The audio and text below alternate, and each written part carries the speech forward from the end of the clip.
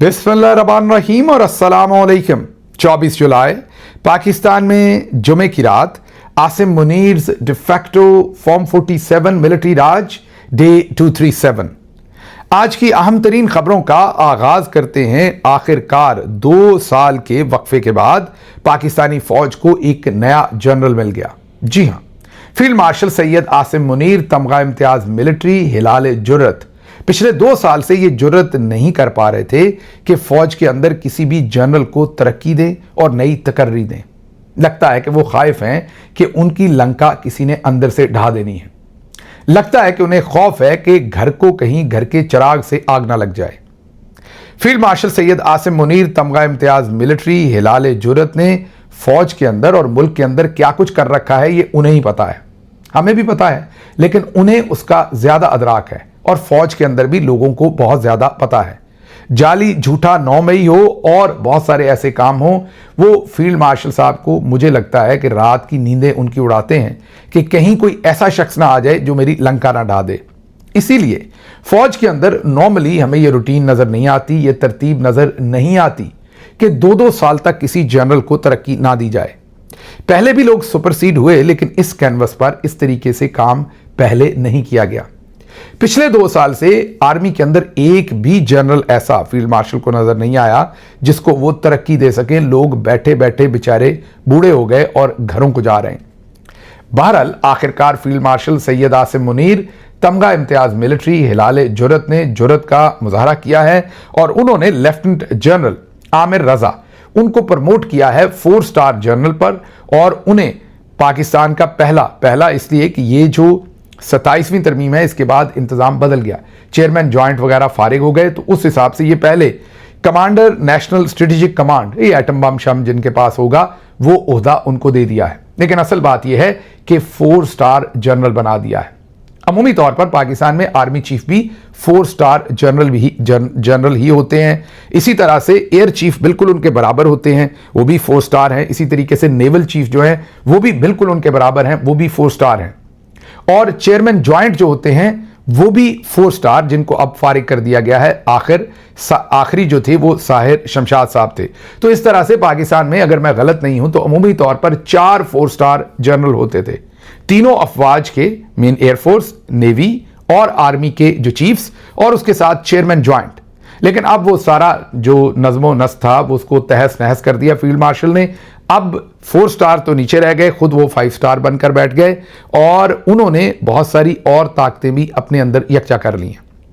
तो इस वक्त पाकिस्तान के अंदर जो है वो फील्ड मार्शल सैयद आसिम मुनीर एक 4 या 5 स्टार, जाहिर है 5 स्टार हैं, तो 4 या 5 स्टार एक वो थे, उसके साथ एयर चीफ और उनके साथ जो है वो नेवल चीफ थे। इसके अलावा आर्मी के अंदर और कोई 4 स्टार जनरल नहीं था। 27वीं तरमीम के बाद 2 पोजीशंस निकाली गई थी 4 स्टार जनरल्स लगाने की, क्योंकि फील्ड मार्शल तो खुद को 5 स्टार बना चुके थे। वो जो 2 पोजीशंस निकाली गई थी उनमें से एक डिप्टी, तकरीबन आप उन्हें वाइस आर्मी चीफ समझें, वो अभी तक नहीं लगाई गई और ना ही इन्होंने लगाना है। आप देखिए 27वीं तरमीम को आए भी कितनी देर हो गई, लेकिन फील्ड मार्शल ने ये दोनों तकर्रियां तब से नहीं की। बिल्कुल सब कुछ दबा के बैठे हुए, शायद खाइफ हैं। बहरहाल आखिरकार उन्होंने ये एटम बम शम वाला जो काम है उसके चीफ आज लगा दिए हैं, सैयद आमिर रजा। अब दोनों माशाल्लाह से सैयद हैं, फील्ड मार्शल सैयद आसिम मुनीर तमगा इम्तियाज मिलिट्री और हिलाल जुर्रत। और इसी तरीके से जो दूसरे आए हैं 4 स्टार जनरल, अब वो भी लेफ्टिनेंट जनरल आमिर रजा, और ये भी सैयद हैं और ये भी तमगा इम्तियाज मिलिट्री और हिलाल बसालत हैं। इनके पास हिलाल जुर्रत नहीं है, इनके पास हिलाल बसालत है। We wish him all the very best. उम्मीदें हमारी कोई बहुत ज़्यादा नहीं है, क्यों नहीं है वो आगे बताते हैं, लेकिन बहरहाल उनका पहला दिन है ऑफिस में, तो हम उन्हें गुड लक विश करते हैं और उम्मीद करते हैं कि जो भी माजी में उन्होंने किया अब वो मुल्क की बेहतरी के लिए कुछ तो सोचेंगे।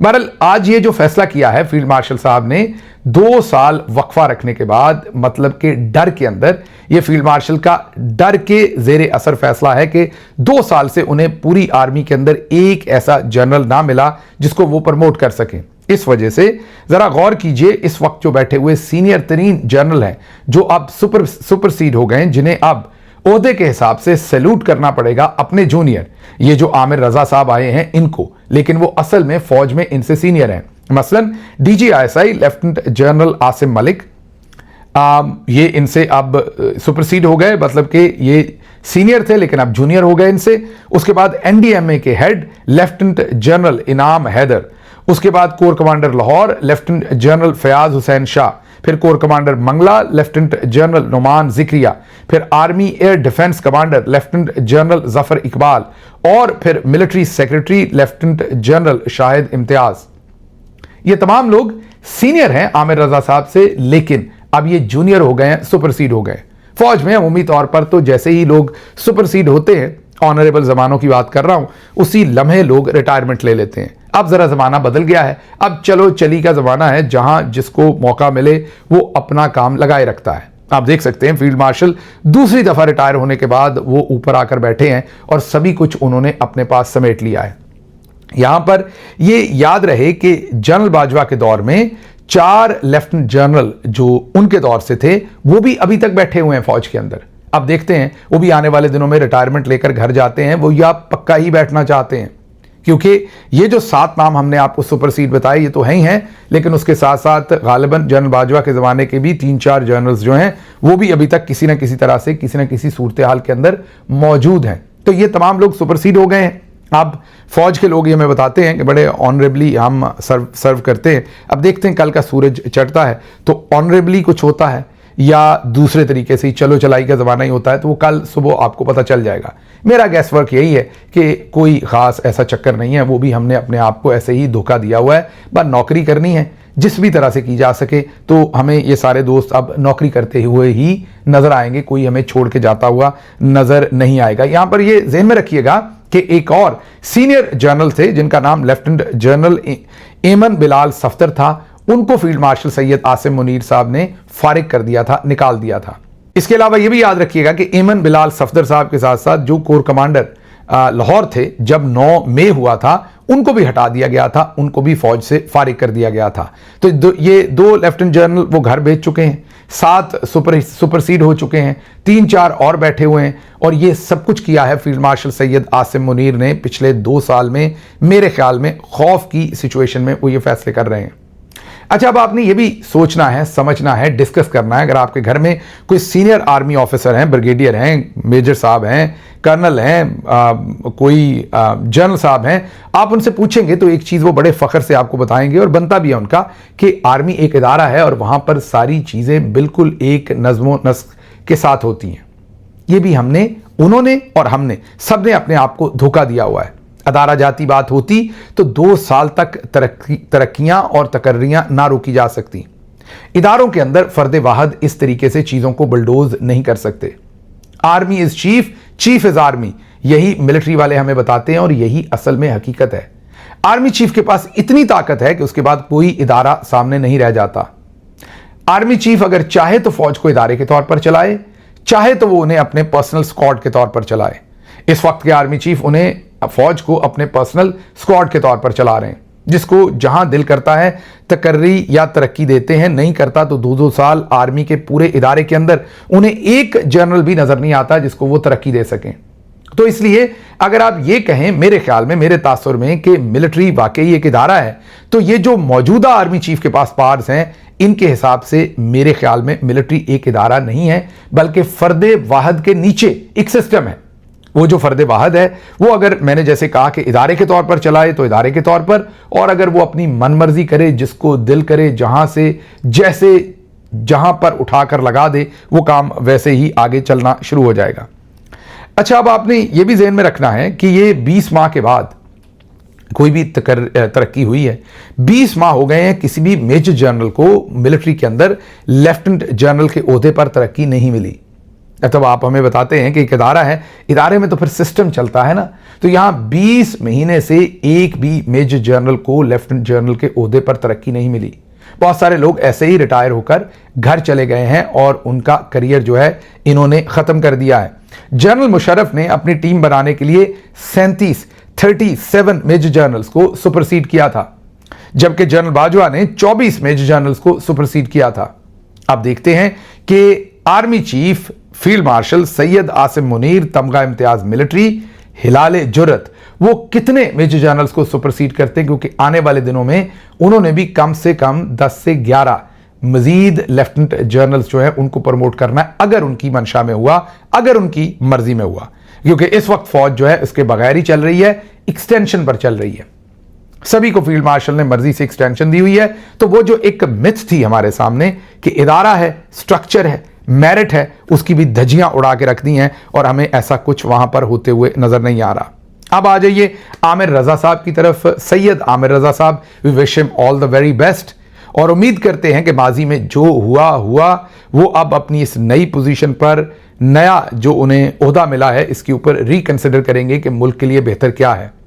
यहां पर ये याद रखिए कि जब कोर कमांडर लाहौर को हटाया गया था 9 मई के बाद, क्योंकि शायद वो उसमें उस तरीके से पार्टिसिपेट करने को तैयार नहीं थे, तो उसके बाद वहां पर कोर कमांडर आमिर रजा साहब को लगाया गया था।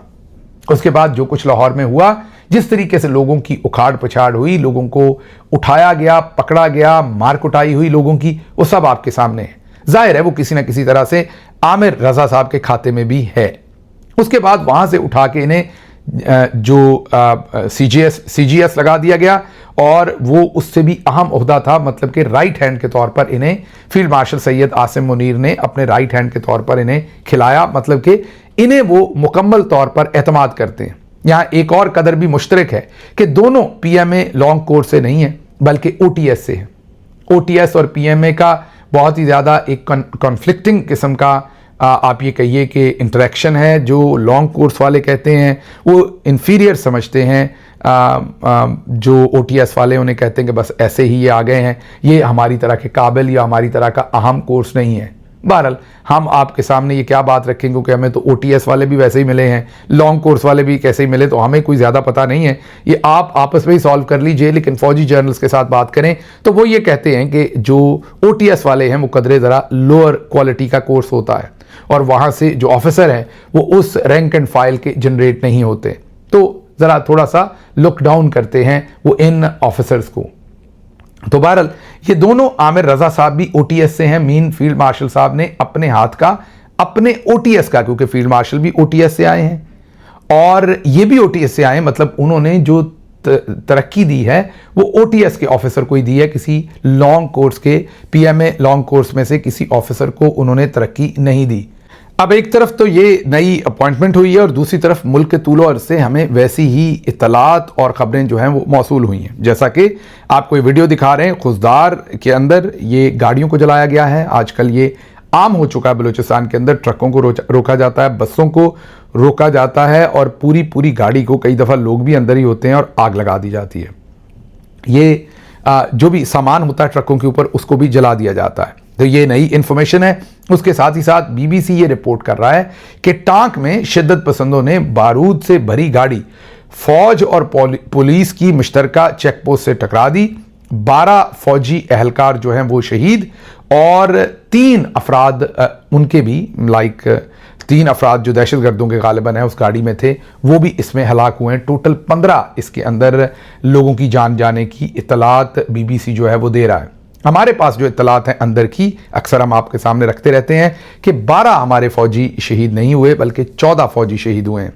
जब हमें अंदर की इंफॉर्मेशन मिली, बीबीसी 12 रिपोर्ट कर रहा है, लेकिन हमारे अंदरूनी ज़राए ये क्लेम करते हैं कि 12 नहीं 14 फौजी एहलकार वहां पर शहीद हुए हैं। तो ये भी आज उसी दिन खबर आई है जिस दिन आमिर रियाज साहब की, ये आमिर रियाज कह दिया, आमिर रजा साहब की जिस दिन ये प्रमोशन हुई है, एन उसी दिन। और उसके साथ ही साथ एक अगला काम भी हुआ है। कल फील्ड मार्शल सैयद आसिम मुनीर, तमगा इम्तियाज मिलिट्री, हिलाल जुर्रत, उन्होंने 20वीं ISPR बलूचिस्तान वर्कशॉप के साथ खिताब किया था।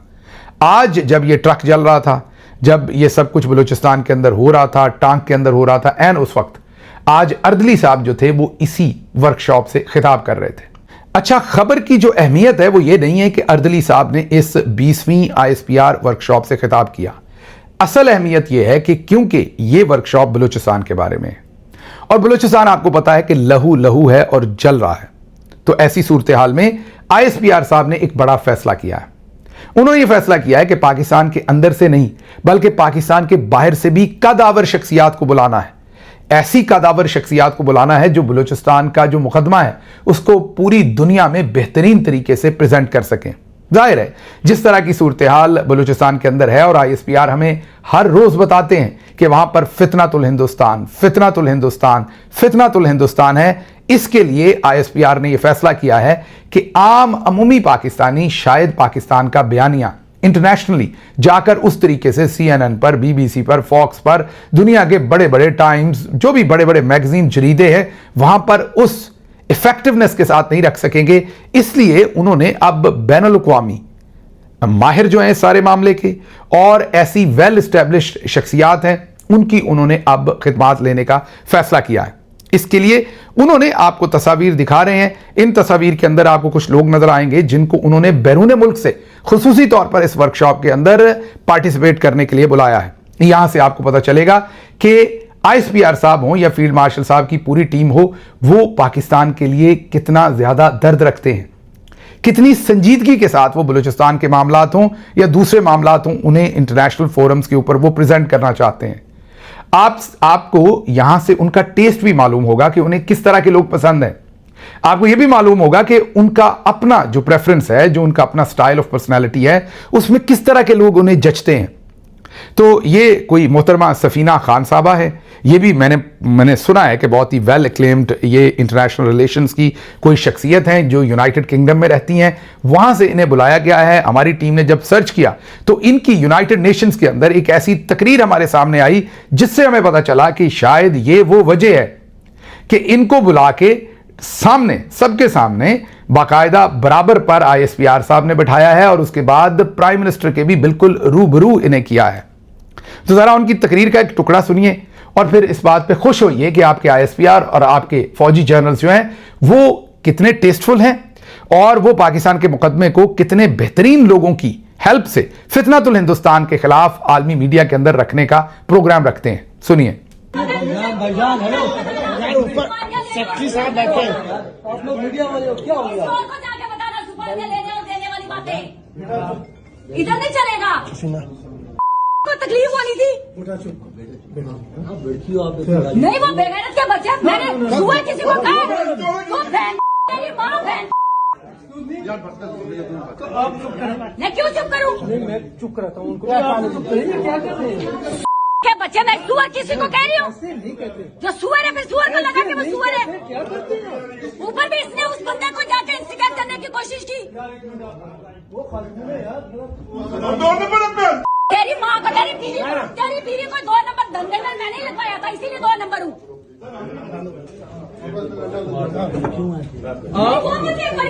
आप गाड़ी ना निकाल, गाली निकालिए उसने, बहन उसने इसकी बीवी की दलाली कर दी थी, मैं इसलिए वो 2 नंबर कह रहा है। चुप करें आप। ऊपर ऊपर सुन लिया आपने। माजरत, मेरी बीप लगी हुई थी, मुझे पता है ऐसे मनाजर सुनने में भी और देखने में भी आपको खौफनाक लग रहे होंगे।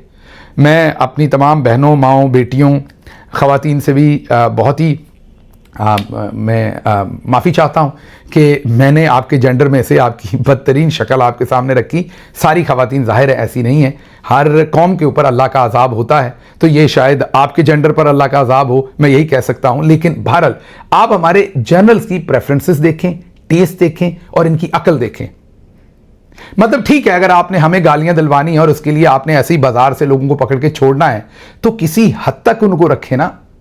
हमें गालियां दिलवा लें, उन्हें कोई जिस भी तरह से कंपनसेट करना है करके, आप उन्हें नेशनल फोरम, क्या इन नेशनल फोरम्स की अब ये हकीकत रह गई है? जितने भी रिटायर्ड मिलिट्री जनरल्स या रिटायर्ड अफसरान मुझे सुन रहे हैं, वो मुझे बताएं कि आपने कभी एक्सपेक्ट किया था कि इस कमाश के लोगों को इस तरीके से ये फोरम दिए जाएंगे? तो इससे पता चलता है कि अंदर गंद कितना भरा हुआ है, जहनों के अंदर, प्रेफरेंसेस के अंदर, चॉइसेस के अंदर।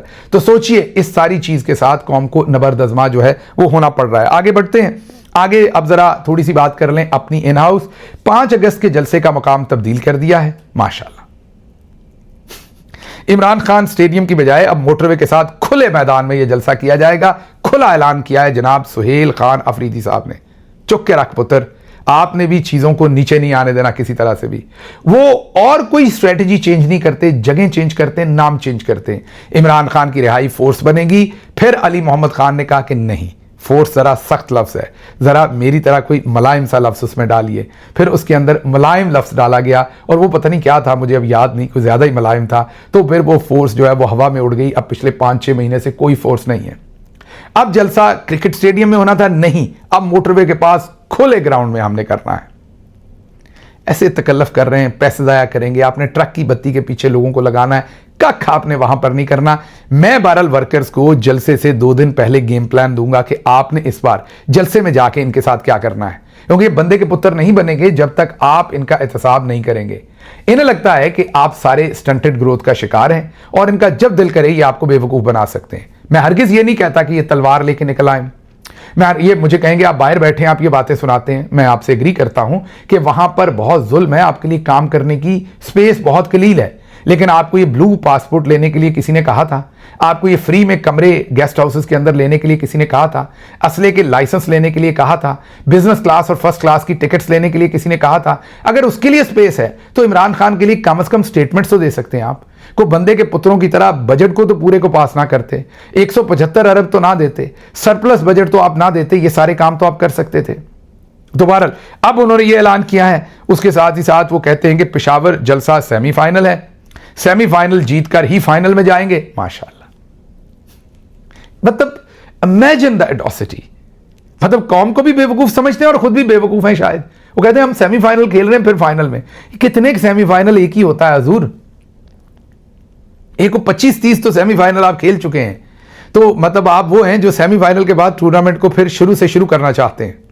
अगली खबर आपके सामने रखते हैं, इसी से रिलेटेड है, और वो डॉक्टर उज़मा खान, इमरान खान की बहन है, सबसे छोटी बहन है। मेरे ख्याल में खान साहब को ये वाली बहनें तो सारी उन्हें प्यारी हैं, लेकिन ये वाली बहन जो है वो उन्हें बहुत ही ज़्यादा प्यारी हैं क्योंकि सबसे छोटी है।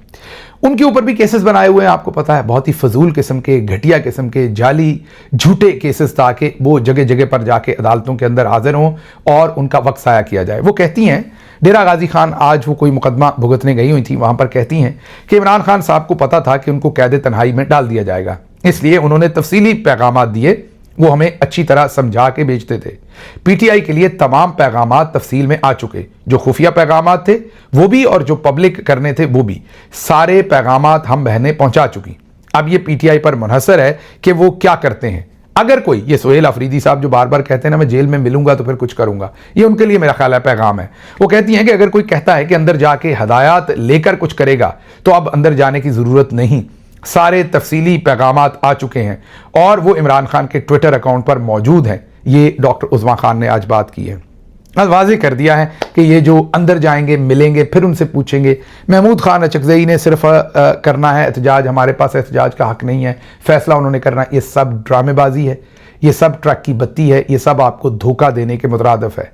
असल बात या तो कौम के सामने कहिए कि हालात ऐसे हैं कि हमारे में तप्पड़ नहीं है, हम ये बर्दाश्त नहीं कर सकते, हम एहतजाज नहीं कर सकते, और एंजॉय कीजिए इन ब्लू पासपोर्ट्स को, फ्री कमरों को, बिजनेस क्लास की टिकट्स को, इन लाइसेंस को, गाड़ियों को, इन चीज़ों को एंजॉय कीजिए। कम से कम सच तो बोल दीजिए लोगों के साथ, सिर्फ आपसे इतना तकाजा है। आगे चलते हैं, आगे ज़रा पीपल्स पार्टी की सोच लीजिए।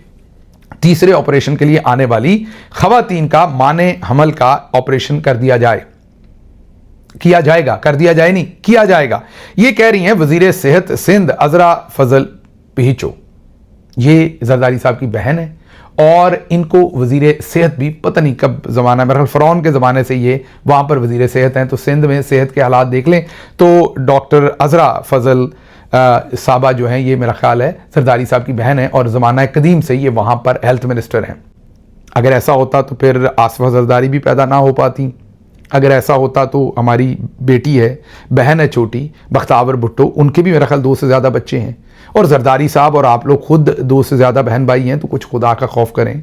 ये गरीबों के ऊपर आप ज़बरदस्ती ये भी करनी है, मीन लोगों को ऑप्शन दीजिए, लोगों को मोटिवेट कीजिए। मैं इसके खिलाफ नहीं हूँ कि आप लोगों की जच्चा बच्चा की सेहत के लिए कुछ करते हैं, लेकिन इस तरह के आप ड्रैकोनियन लॉज के जो भी आएगा उसका आप उसकी सर्जरी कर देंगे, ऑपरेशन कर देंगे, ये ज़रा थोड़ा सा ब्रेक लगाइए, थोड़ा सा ख्याल कीजिए कि लोगों से बाकी सब कुछ तो आपने छीन लिया, ये एक चीज़ रह गई थी, ये भी अब आप छीनने वाले हैं। आगे बढ़ते हैं, फायरवॉल की नाकामी के बाद एक और कोशिश हो रही है पाकिस्तानी लोगों को दबाने की, और वो ये कि अब FIA ने मेटा जो फेसबुक और व्हाट्सएप की पेरेंट कंपनी है, उनके साथ राब्ते में आए हैं और उन्हें कहा है कि हमें व्हाट्सएप, फेसबुक वगैरह का आपने डाटा देना है, और डाटा लेंगे जाहिर है जो लोग क्राइम कर रहे होंगे उनका, जो लोग किसी भी क्राइम में मुब्तला होंगे या किसी भी क्राइम में इन्वॉल्व होंगे, जैसे कि फ्रॉड करते हैं आपके साथ व्हाट्सएप के ऊपर, फेसबुक पर, उनका डाटा लेंगे, लेकिन साथ साथ डराएंगे आम आदमी को भी कि हम आपका डाटा भी ले लेंगे। मेरा नहीं ख्याल कि मेटा इन्हें वैसा डाटा देगा आम, लेकिन बहरहाल ये आपको डराएंगे जरूर ताकि आप व्हाट्सएप वगैरह के ऊपर भी इनके खिलाफ कोई तनकीदी बात ना करें, क्योंकि इनका असल हथियार है आपको डराना। डरा के ये आपको खामोश करते हैं। खामोश रहेंगे तो आपने इंडिया में देखा, जैसे ही लोग बोलना शुरू होते हैं तो फिर क्या होता है, तो इसलिए ये आपको डरा कर रखना चाहते हैं। एक और कानून सहाफ़ी सुहेल चौधरी ने खबर दी है कि FIA अब ये इख्तियारात लेना चाहता है या उसे दे दिया गया है कि एयरपोर्ट पर वो किसी भी मुसाफिर का फ़ोन लेकर उसका डाटा, कॉल्स, मैसेजेस और सोशल मीडिया चेक कर सकते हैं, और अगर उनको उनके मोबाइल फ़ोन में कुछ मशकूक चीज़ मिले तो वो उन्हें वहाँ से ऑफलोड भी कर सकते हैं, मतलब तैयारे में बैठने से उनको रोक भी सकते हैं। इसका इलाज यही है, जब भी इंटरनेशनली ट्रैवल करें, मतलब कि एयरपोर्ट से बाहर ट्रैवल करना है, अपने फ़ोन को वाइप आउट करके एक दफ़ा रीसेट करके चले जाएं, सब अच्छा रहेगा। तो कहने की बात ये कि इसके सभी चीज़ों के हल हैं, सिर्फ डरिए मत और अपनी आवाज़ बंद मत कीजिए, क्योंकि ये आपको डरा कर खामोश करवाना चाहते हैं और इन्होंने कुछ नहीं करना। अच्छा, एक ये वीडियो कल से वायरल है, जब 26 नवंबर में कत्लो गारत हुई तो वहां पर परिंदे जिस तरीके से आए और परिंदों ने आकर बताया कि वहां पर असल में किस तरीके का कत्लेआम हुआ था। एक तरफ ये हालात हैं, दूसरी तरफ इंडिया से जो वीडियोस इमर्ज हो रही हैं उन्होंने सबको हैरान कर दिया है। जो वहां पर जेन जी एहतजाज कर रही है और जिस तरीके से एहतजाज कर रही है और जो वहां की रियासत का उनके साथ सलूक है, उसने भी पूरी दुनिया को तो हैरान किया कि रियासत ने डंडा उठाया, लेकिन पाकिस्तानी उन्हें फिर भी रश्क के साथ देख रहे हैं, क्योंकि वहां पर किसी के सर में गोली नहीं मारी गई, किसी की टांग में गोली नहीं मारी गई। पहले दिन लाठीचार्ज हुआ, पुलिस को डबल लाठीचार्ज उन्हीं नौजवानों ने किया। उसके बाद से आज के दिन तक पुलिस ने वहां पर फोर्स इस्तेमाल नहीं की। मनाजर आप स्क्रीन पर देख रहे हैं, वहां डांस हो रहा है, गाने हो रहे हैं, कॉन्सर्ट हो रहा है, हल्ला गुल्ला हो रहा है, मजाक हो रहा है, और नौजवान अपने तरीके से अपने एक्सप्रेशन के साथ वहां पर एहतजाज कर रहे हैं। आप में से बहुत सारे लोग ये कहते हैं कि पाकिस्तानी जेन जी सो रही है और वहां एहतजाज करने नहीं जा रही। एक बात याद रखिएगा कि आपका बच्चा हो, आपकी बहन हो, भाई हो, कोई भी रिश्तेदार हो, उसको आपके ऊपर एक एतमाद होता है कि ज्यादा से ज्यादा आप उसके साथ इतना बुरा कर सकते हैं, इससे ज्यादा बुरा नहीं कर सकते। ये दावा होता है आपका, ये आप समझते हैं कि मेरा इस्तेहकाक है कि इससे आगे मेरे साथ कुछ नहीं किया जाएगा। पूरी दुनिया के अंदर जब नौजवान कहीं पर भी एहतजाज करते हैं तो उनके दिलों के अंदर यह एहसास होता है कि हम इसी मुल्क के बच्चे हैं, हम कितना भी एहतजाज करें हमें कोई गोली नहीं मारेगा, क्योंकि हमारा अपना मुल्क है, हम इस मुल्क के मुस्तकबिल हैं। हमें लाठी शाठी मार के भगा देंगे, लेकिन हमें जान से कोई हमारे मुल्क में नहीं मारेगा। पाकिस्तानी जर्नल्स ने वो एतमाद जो पाकिस्तानी नौजवानों के पास था उसको छीन लिया। एक दफा नहीं, दो दफा नहीं, तीन दफा नहीं, 4 दफा उसको छीना। पूरी दुनिया में जब नौजवान ये समझकर सड़कों पर आते हैं कि उन्हें कोई चीज़ नापसंद है और वो उसके खिलाफ एहतजाज कर रहे हैं, तो उन्हें कभी ये उम्मीद नहीं होती कि उन्हें गोलियां मार दी जाएंगी। अगर उन्हें उम्मीद हो तो यकीन कीजिए जो हालात पाकिस्तान में हैं, इससे भी बदतर पूरी दुनिया में आपको हालात नजर आए। इंडिया में अगर नौजवान आज बाहर निकले हुए हैं तो उन्हें इस चीज़ का एतमाद है कि उनके सरों में कोई गोलियां नहीं मारेगा। उनके माँ बाप ने अगर उन्हें बाहर जाने दिया है और वो इस चीज़ को बर्दाश्त कर रहे हैं कि उनके बच्चे चलें लाठी खा के वापस आ रहे हैं, तो माओं को यह पता है कि जनाजे नहीं उठाएंगी। हमारे साथ इन जर्नल्स ने क्या किया, हमारे तो जनाजे तक इन्होंने हमें नहीं दिए। हमारी माएँ तो मिस्ड कॉल देती देती बेचारी अपने बेटे खो गई, जिनकी लाशें तक वापस नहीं आई। इसलिए पाकिस्तानी जेन जी को बुरा भला कहने से पहले, पाकिस्तानी आवाम को बुरा भला कहने से पहले यह जरूर सोच लीजिए कि पाकिस्तान के अंदर पाकिस्तानी मिलिट्री जर्नल्स ने जो फस्तायत की है, जो जुल्म बर्पा किया है, उसकी तारीख में इस तरीके से नजीर नहीं मिलती। इसलिए वक्त का इंतजार कीजिए, मुनासिब वक्त आएगा। मेरा आपसे वादा है, आपको लग रहा होगा कि मैं गलत कह रहा हूं, लेकिन मेरा आपसे वादा है कि जितना बड़ा लीडर पाकिस्तान को इमरान खान की शक्ल में अल्लाह ने दिया है, यह हो नहीं सकेगा कि यहां पर तब्दीली ना आए। हां, देर जरूर हो सकती है, इंतजार करना पड़ेगा, कुछ ना कुछ कैटलिस्ट के तौर पर होगा और आपको फिर वो होता हुआ नजर आएगा जो आपने सोचा नहीं होगा। मुझे यहां से इजाजत दीजिए। अल्लाह आपका हामी और नासिर हो। पाकिस्तान जिंदाबाद।